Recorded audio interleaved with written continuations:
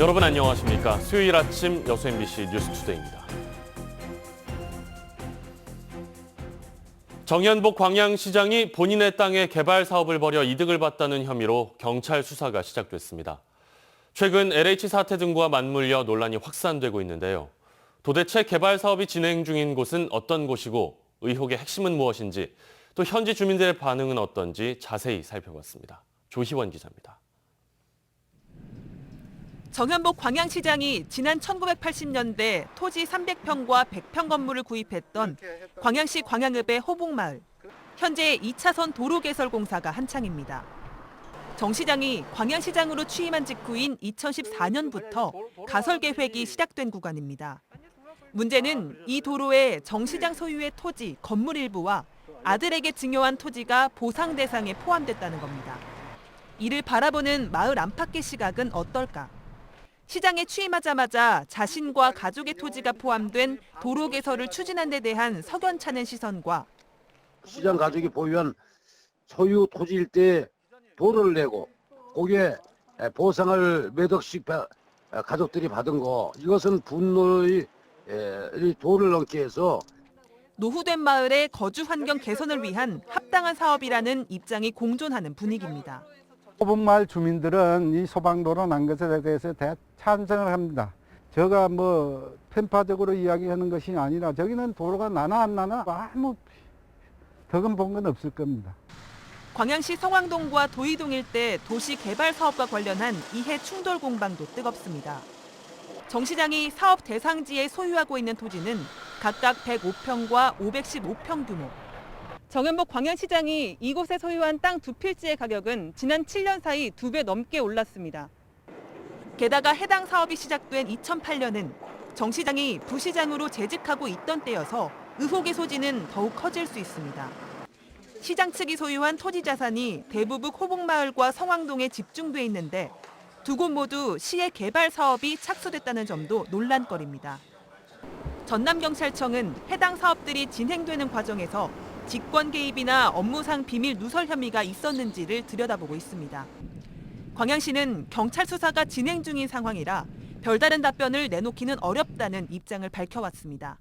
MBC 뉴스 조희원입니다.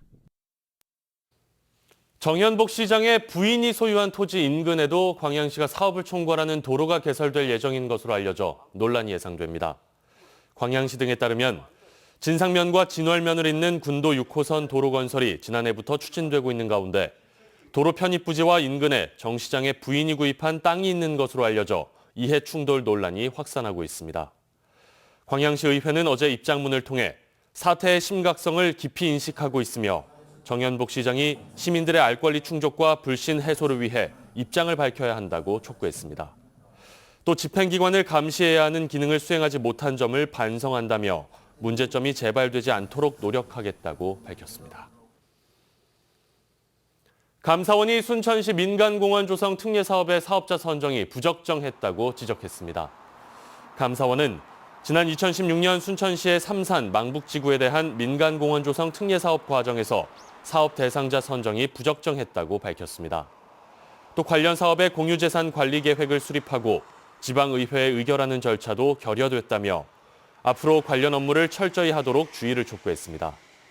이에 대해 순천시는 감사원이 지적한 사항은 지난 2016년 당시 민간공원을 추진하면서 발생한 문제로 지난 2019년 사업계획이 변경돼 관련 사업이 추진되고 있다고 밝혔습니다.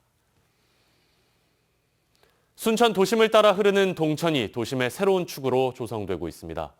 하천 주변을 중심으로 다양한 여가문화 공간이 조성될 예정인 가운데 멸종 위기종이 서식하는 생태 공간으로도 부각되고 있습니다. 박민주 기자가 취재했습니다. 순천 도심을 따라 순천만으로 흐르는 동천. 24km에 이르는 동천은 시민들의 대표적인 휴식 공간으로 자리 잡았습니다. 동천이 도시 팽창과 함께 새로운 변화를 맞고 있습니다. 동천변으로 28만 제곱미터의 저류지를 포함한 생활숲이 조성되고 있습니다. 이 일대에는 야시장과 국민체육센터, 공공도서관이 건립돼 지역 경제와 여가 문화의 복합 플랫폼으로 만들어집니다. 도시 전체를 정원으로 만들겠다는 순천시 청사진에도 동천은 핵심 지역으로 떠올랐습니다. 갤러리 가든과 브릿지 가든, 생활 속 정원이 연결되는 중심지가 되는 겁니다. 말 그대로 도시의 새로운 축이 생기는 겁니다.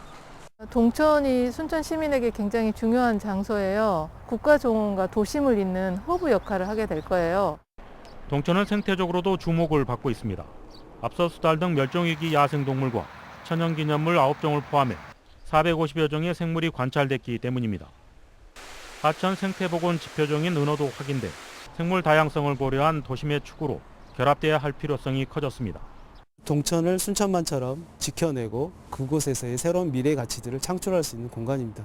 그러한 계획들이 앞으로 수립돼야 될 것으로 봅니다. 국가정원과 도심을 연결하는 새로운 축으로 떠오른 순천 동천. 생태 공간의 복합 플랫폼이 결합한 랜드마크가 될 수 있을지 주목됩니다. MBC 뉴스 박민주입니다. 4.7 보궐선거와 관련해 전남선거관리위원회가 코로나19 방역 대책을 마련했습니다. 전남선관위는 사전투표소 23곳, 선거 당일 투표소 49곳에 대해 투표 전날까지 표면 소독 방식으로 방역 작업을 실시하고 발열 증상이 있는 선거인은 별도의 임시 기표소를 이용하도록 했습니다. 또 자가격리자의 일시적 외출이 허용됨에 따라 별도의 기표소를 운영할 예정입니다. 전남 동북권 3개 시가 공공기관 유치 등 주요 현안에 공동 대응하기로 했습니다. 여수 순천 광양행정협의회는 어제 32차 정기회의를 열어 전라선 고속화 등 기존 협력사업 17건의 추진 상황을 공유하는 한편 공공기관 유치와 갯벌 세계유산센터 건립 등 2건을 신규 공동사업으로 의결했습니다. 3개시는 이어 지역의 국회의원들과 간담회를 갖고 사도 낭도 간 인도교 설치와 애니메이션 센터 건립, 광양항 율촌산단 연결도로 개설 사업에 대한 국비 반영을 건의했습니다. 코로나19가 장기화하면서 호남권의 고용시장이 되살아나질 않고 있습니다. 한국은행 광주 전남본부가 올해 1분기 호남권 경제 동향을 모니터링한 결과 1월과 2월 월 평균 취업자 수가 지난해 같은 기간보다 4만여 명 줄었습니다. 지난해 4분기에 12,000여 명이 줄어든 것과 비교해 감소폭이 크게 확대된 것으로 나타났는데요. 업종별로는 사업 서비스업과 제조업에서 크게 줄었고 종사자 지위별로는 임시근로자와 일용근로자를 중심으로 감소폭이 큰 것으로 조사됐습니다. 고공행진을 이어가던 양파값이 떨어지고 있습니다. 수입 양파가 시장에 풀린 데 이어 올해 햇양파가 출하되고 있기 때문인데 소비자들 마음은 편해졌지만 농민들의 마음은 조금 불편해졌습니다. 양현승 기자가 취재했습니다. 국내 최대 양파 주산지인 무안군의 한 양파밭입니다. 유례없는 1, 2월 한파 속에 생육 부진이 우려됐지만 이달 들어 작황이 크게 호전되고 있습니다. 예년보다 춥다 보니까 양파들이 기초 생육이 좀 움츠렸었는데 3월에 와가지고는 주기적으로 이렇게 비가 와주니까 기본 그 기초 성장에 굉장히 도움이 돼가지고 지난해 생산된 뒤 비축 중인 양파는 현재 7만 3천 톤가량. 작년보다 16%가 적은 건데 재고량 부족은 곧바로 양파 가격 급등으로 이어졌습니다. 정부는 중국, 베트남, 태국 등 수입 국가를 확대했고 2월 말까지 평년보다 45%, 작년보다는 579% 늘어난 9,700톤을 수입했습니다.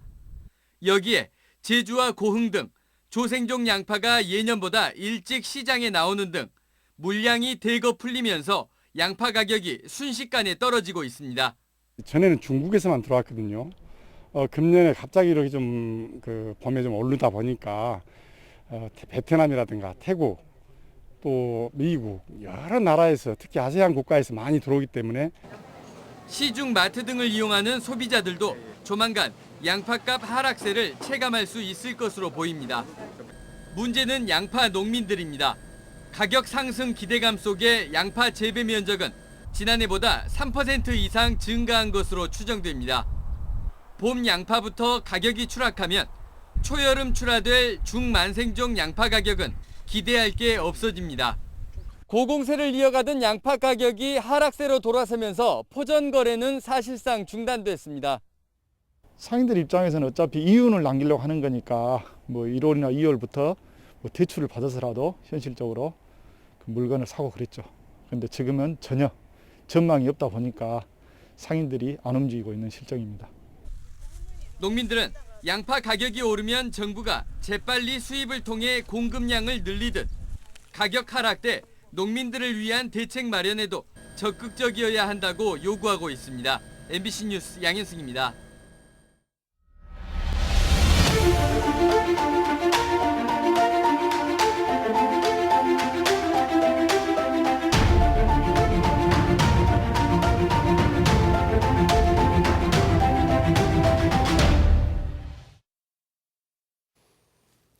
광주공항의 국내선을 무한으로 옮기겠다는 약속을 파기한 광주시에 노골적인 불쾌감을 드러냈던 전남도가 갑자기 입장을 바꿨습니다.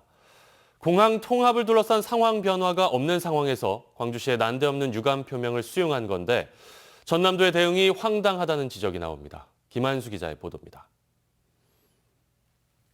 광주시가 난데없이 대변인 명의의 2장짜리 문서를 통해 공항 관련 입장을 내놓았습니다. 광주공항의 무조건적인 무한공항 통합 약속을 파기한 지 석 달여 만입니다.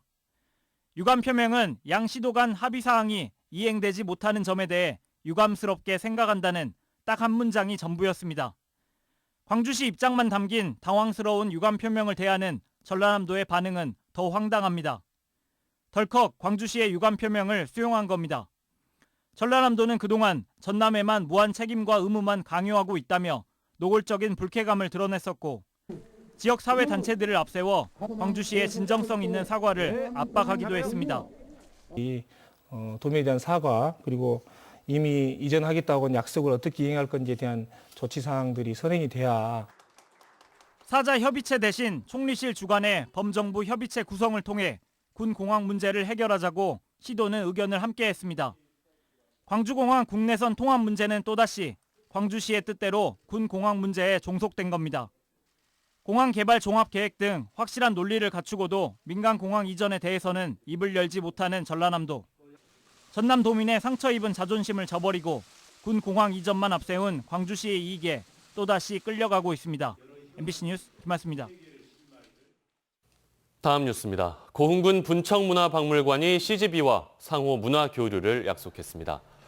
고흥군 분청문화박물관은 CGV와 상호 문화 교류를 위한 업무 제휴를 체결하고 군지정 관광명소 5개소와 광주 전남권 CGV 4개 지점, 상호 관람객에 대한 입장료 감면 혜택과 함께 상생 발전을 위한 적극적인 교류를 약속했습니다.